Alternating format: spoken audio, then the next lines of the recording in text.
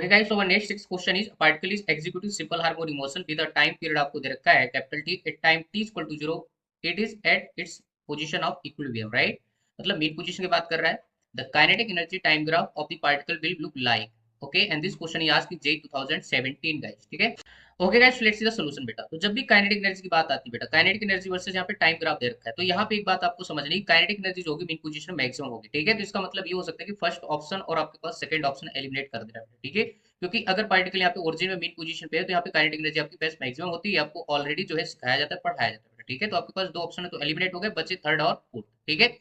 सो बेटा यहाँ पे काइनेटिक एनर्जी की एक्सप्रेशन अगर लिखूं तो k इक्वल टू होता है हाफ एम वी स्क्वायर ठीक है अगर हमारे पास डिस्प्लेसमेंट इक्वेशन लिखे तो x equal to a sin omega t ठीक है इसको डिफरेंशिएट करोगे तो हमारे पास v आ जाएगा that would be equal to a omega आपके पास कितना हो जाएगा cos ओमेगा t ठीक है अब यहाँ पे v की वैल्यू यहाँ पे सब्स्टिट्यूट करेंगे तो k इक्वल टू हो जाएगा हाफ m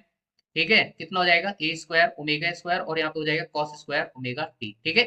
टाइम t की वैल्यू यहाँ पे जीरो पुट करोगे तो हमारे पास कितना आ जाएगा t इक्वल टू जब जीरो सब्स्टिट्यूट करोगे तो half m omega square a square this is maximum value तो हमारे पास k की जो मैक्सिमम वैल्यू आ जाएगी that is equal to half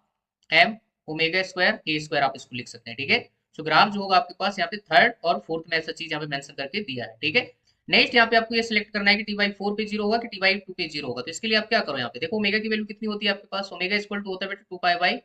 T ठीक है आपको टाइम की वैल्यू यहाँ पे क्या सब्स्टिट्यूट करना है एक बार टी बाई टू करके देखो टी बाई फोर करके देखो ठीक है देखना है कि किस पे जो है आपकी काइनेटिक एनर्जी जीरो होगी ठीक है काइनेटिक एनर्जी लिखने जा रहा हूँ बेटा K equal to half M omega square A square clear है और यहाँ पे क्या हो जाएगा कॉस स्क्वायर और यहाँ पे क्या लिखोगे ओमेगा की जगह यहाँ पे टू पाई बाई टी लिखो और टाइम की वैल्यू अगर मैं यहाँ पे टी बाई टू रखता हूँ बेटा ध्यान से देखो टाइम की वैल्यू कितनी रखू टी बाई टू रखू तो कितना हो जाएगा टी ने टी को मारा टू ने टू को मारा तो बेटा ध्यान से देखो कॉस पाई की वैल्यू कितनी होती है माइनस वन होती है इसका मतलब यहाँ पे काइनेटिक एनर्जी जीरो नहीं हो रही है इसका मतलब आपका थर्ड भी गया तो ऑप्शन कौन सा जाएगा फोर्थ ही जाएगा टी बाई फोर करके देखो बेटा यहाँ पे टी बाई फोर करोगे तो टी ने टी को मारा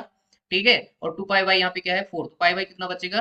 टू बचेगा ठीक है और यहाँ पे पाई बाई टू का मतलब होता है 90 cos 90 क्या होता है जीरो होता है इसका मतलब kinetic energy again T by four पे क्या हो रही है बेटा यहाँ पे जीरो हो रही है तो आपका best possible answer that is fourth is the correct answer ठीक है सो आई होप आपको सोल्यूशन क्लियर हो गया होगा